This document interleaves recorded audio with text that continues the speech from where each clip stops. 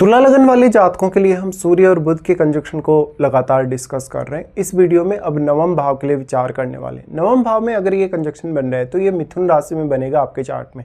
यहाँ पे जो अब 9th हाउस के लॉर्ड हैं या जो डिस्पोजिटर हैं वो बुध स्वयं ही हैं और आपको ऑलरेडी पता है कि मिथुन राशि में सूर्य भी काफ़ी अच्छा परफॉर्म करते हैं। यहाँ पे सूर्य जो है आपके 11वें घर के लॉर्ड होकर ही आ रहे हैं यहाँ पे नवम भाव में, तो ये आपके भाग्य को चमकाने या एक भाग्यशाली व्यक्ति के रूप में ये कंजक्शन आपको दिखाता है।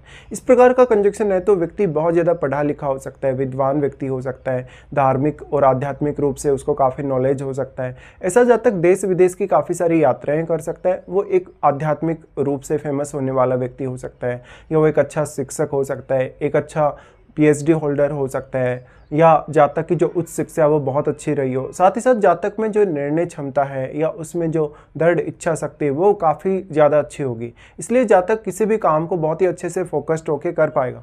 ऐसे जातक में विद्वता का गुण होता है और वो बहुत ज़्यादा नैतिकता के पथ पे चलने वाला होता है। हर किसी की वो सहायता करता है, हर किसी को इंस्पायर कर सकता है, मोटिवेट कर सकता है, या जीवन में जहाँ जहाँ भी चुनौतियाँ आती हैं, जहाँ जहाँ भी समस्याएँ आती हैं उनमें वो सहायता कर सकता है। इस प्रकार के कंजक्शन के होते हुए जातक वास्तव में बहुत ज़्यादा कुछ नया सीखने के प्रति आतुर होता है।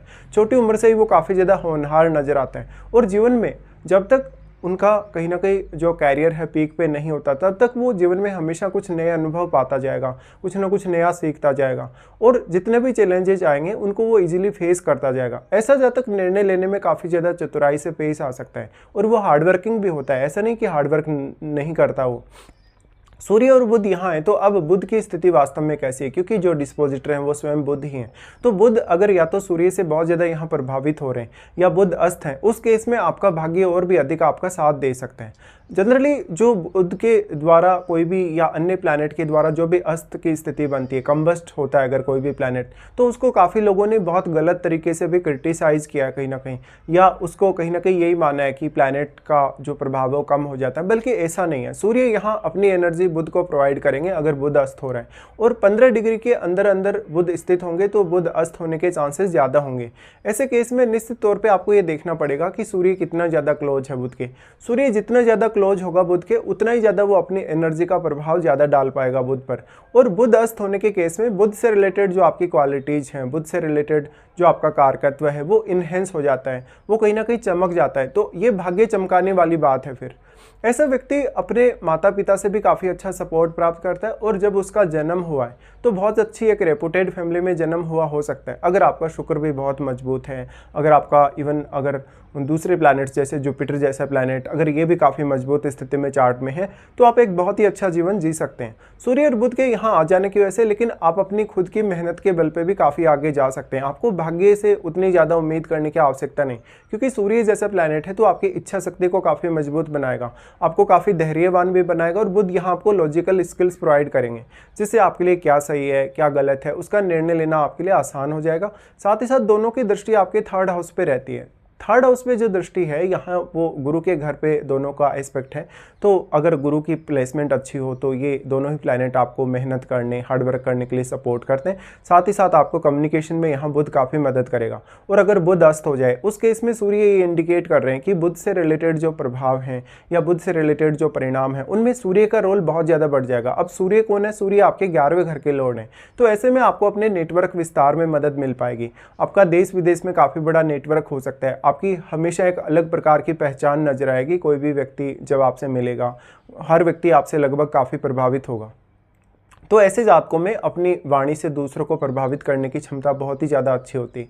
ऐसे जातक लेकिन दूसरों पर बहुत ज़्यादा डिपेंडेंट नहीं होते, बल्कि वो दूसरे लोगों को अच्छे से गाइड कर सकते हैं। इवन वो बहुत अच्छी लीडरशिप भी प्रदान कर सकते हैं दूसरों को, या उनमें लीडरशिप करने की क्षमता होती है।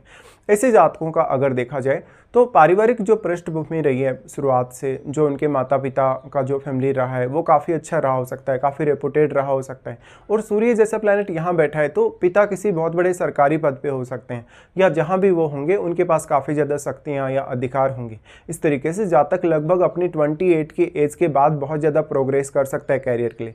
ऐसा जातक का जो उच्च अध्ययन है उसके बहुत ज़्यादा अच्छे होने के आसार हैं। अपने उच्च अध्ययन के लिए वो इन विदेश भी जा सकता है। अब आपके चार्ट में जो, क्योंकि सूर्य जो है वो 11वें घर के लॉर्ड है, 11वें घर के लॉर्ड होने की वजह से आपका जो नेटवर्क है देश विदेश में हो सकता है, आप बिजनेस करने में भी काफ़ी सफल हो सकते हैं, आप में जो टैलेंट होगा काफ़ी ज़्यादा होगा, बहुत सारे अलग अलग विषयों का आपके पास नॉलेज होगा। ऐसे में दूसरे जिन लोगों को आप गाइड करेंगे उन पर एक अलग प्रकार की छाप आप छोड़ पाएंगे, उन पर एक अलग प्रकार का असर आप छोड़ पाएंगे, जिससे हर कोई आपसे काफ़ी तेज़ी से प्रभावित होगा और आपकी गाइडेंस को मानने की कोशिश करेगा या आपको फॉलो करने की कोशिश करेगा। इस वजह से आपके काफ़ी सारे फॉलोअर्स बन जाएंगे, आपको कहीं ना कहीं फॉलो करने वाले लोग आपको काफ़ी ज़्यादा कहीं ना कहीं प्रशंसा भी देंगे, आपको मान सम्मान भी देंगे।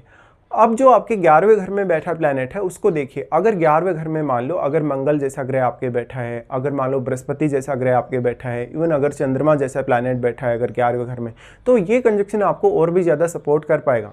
इसके साथ साथ क्या चंद्रमा आपके चार्ट में बहुत अच्छी स्थिति में है या क्या चंद्रमा यहाँ साथ ही आ गए, तो उस केस में भी आपको काफ़ी फायदे मिलने वाले हैं। बेसिकली यहाँ जो सूर्य है बहुत ही ज़्यादा अगर स्ट्रांग होंगे तो कभी कभी आपके पिता के साथ कुछ मामलों में मतभेद हो सकते हैं, कुछ मामलों में आपके अपने जो गुरुजन हैं उनसे भी थोड़े मतभेद नजर आ सकते हैं। अब ऐसा जातक अपने धार्मिक विश्वास या विचारों पर बहुत जल्दी ट्रस्ट नहीं करेगा, बल्कि वो हमेशा हर स्थिति में लॉजिकली परखेगा हर विचार या विचारधारा को। इस वजह से जातक हमेशा बहुत ज़्यादा मेहनत करने, हार्डवर्क करने के लिए तत्पर रहेगा। ऐसे जातकों में कम्युनिकेशन स्किल्स काफ़ी अच्छी होती हैं और वो काफ़ी मल्टीटास्किंग होते हैं। ऐसे में कभी कभी आप बहुत ज़्यादा मेहनत करते हैं, आपको हार्डवर्क करने की उतनी लेकिन आवश्यकता होती नहीं, इस वजह से आपको थोड़ा स्ट्रेस भी क्रिएट हो सकता है। लेकिन क्योंकि जो सूर्य और बुध की जो दृष्टि 3rd हाउस पे पड़ रही है, उस वजह से हर प्रकार की हर कंडीशन को झेलने में आप माहिर हैं। यहाँ अब जो 3rd हाउस में बैठा प्लैनेट है वो सूर्य और बुध दोनों से प्रभावित होगा, तो उस प्लैनेट की क्वालिटीज़ कैसी हैं, उसका प्रभाव कैसा है, उसका कारकत्व कैसा है, ये आपको विचार जरूर कर लेना चाहिए। साथ ही साथ ऐसा जो जातक होगा मेंटली हमेशा एक्टिव नजर आएगा, वो बहुत ज़्यादा सुस्त नहीं रहेगा, उसके निर्णय लेने की जो क्षमता है, उसकी सोचने की जो शक्ति है वो काफ़ी स्ट्रॉन्ग ही होगी। ऐसे जातक में कॉन्फिडेंस अगर देखा जाए तो बहुत ज़्यादा अच्छा रहता है और ऐसे जातकों का जो प्रभाव है दूसरे लोगों पर काफ़ी अच्छा पड़ता है। अब जो बुध है, क्योंकि वो नवम घर के स्वामी होने के साथ साथ 12वें घर के भी स्वामी हैं, ऐसे में आपका फॉरेन से कुछ कनेक्शन हो सकता है या तो आपका फॉरेन में भी एक बहुत बड़ा नेटवर्क हो सकता है। ऐसा व्यक्ति थोड़ा थोड़ा चंचल नजर आ सकता है कभी कभी, तो उसको शुरुआत में कंसंट्रेट करने को लेकर कुछ दिक्कतें रह सकती हैं। यहाँ पे अगर बुध अस्त हो जाएंगे तो बुध से रिलेटेड जो आपकी क्वालिटीज हैं वो और ज़्यादा इन्हेंस हो जाएंगी। उस स्थिति में आपके लिए हार्डवर्क करना उतना ज़्यादा ईजी हो जाएगा, जहाँ पर आप कोई भी टारगेट को ईजिली अचीव कर सकेंगे। तो कैरियर के हिसाब से देखें, बिजनेस के हिसाब से देखें, पर्सनल लाइफ के हिसाब से देखें, तो ये कंजक्शन हमेशा आपको सपोर्ट ही करने वाला है। इसके साथ साथ लेकिन अपनी महादशा पर आपको विचार अवश्य करना होगा, क्योंकि ऐसा कंजक्शन आपको एक अलग प्रकार की संपूर्णता प्रदान करता है आपके कैरियर और आपकी डोमेस्टिक लाइफ के लिए। साथ ही साथ दूसरे लोगों के साथ आपका बिहेवियर कैसा है, उनके साथ आपका कन्वर्सेशन कैसा रहता है, उस पर भी बहुत कुछ टिका हुआ है।